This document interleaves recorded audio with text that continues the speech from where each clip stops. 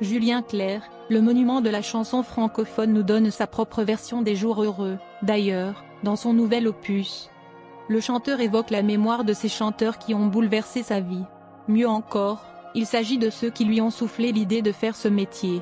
Donc, pourquoi continuer à nous en priver? Or, quand on le pousse à se confier un peu plus, l'un d'entre eux lui procure toujours une vague d'émotions qu'il ne s'explique pas. Et ce n'est pas le seul. Même son épouse a du mal à faire la part des choses.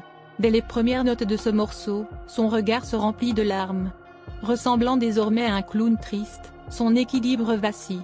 Que s'est-il passé? On a la clé du mystère. Donc, notre équipe va tout vous raconter, tout dans les moindres détails. Bouclez votre ceinture et accrochez-vous au siège. Quand on regarde les 14 pistes du dernier opus de Julien Clerc, il y a du beau monde. Romantique, il a sélectionné Gilbert Bécaud et son tube L'important c'est la rose.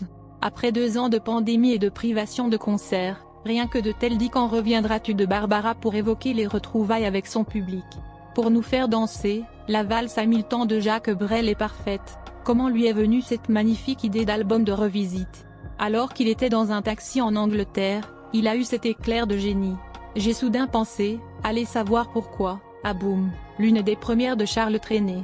Souriant, il précise à nos confrères de Star Mag que le titre se place automatiquement, telle une évidence. À ses yeux, cette période inoubliable de la chanson française ressemblait trait pour trait à des jours heureux. Que ce soit à la ville ou à la scène, Charles Aznavour ne faillit pas à sa légende. Il était et restera un monstre sacré. En spectacle, ses prouesses étaient extraordinaires. Julien Clerc insiste sur le fait qu'au moment de sa mort, il approchait à grands pas de ses 95 ans. Or, comme nombre de fans, il souligne ce paradoxe, physiquement et mentalement, c'était un jeune homme qui parvenait à pousser la note incroyablement haut. Pour preuve, en l'écoutant sur la scène mythique londonienne du Royal Albert Hall, impossible de ne pas être sous le charme de ce qui se passe. Son épouse, la romancière Hélène Grémillon s'en souvient comme si c'était hier.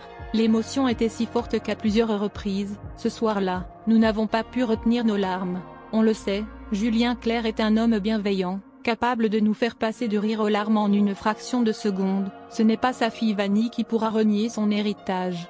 D'ailleurs, pas toujours simple d'être ramenée sans cesse à ce lien. Mieux que personne, elle explique ce à quoi elle est confrontée depuis qu'elle s'est lancée dans la chanson. Face aux journalistes dépités de Nice Matin, elle n'y va pas avec le dos de la cuillère. Je comprends qu'on l'évoque, ce n'est pas un truc qui me rend dingue.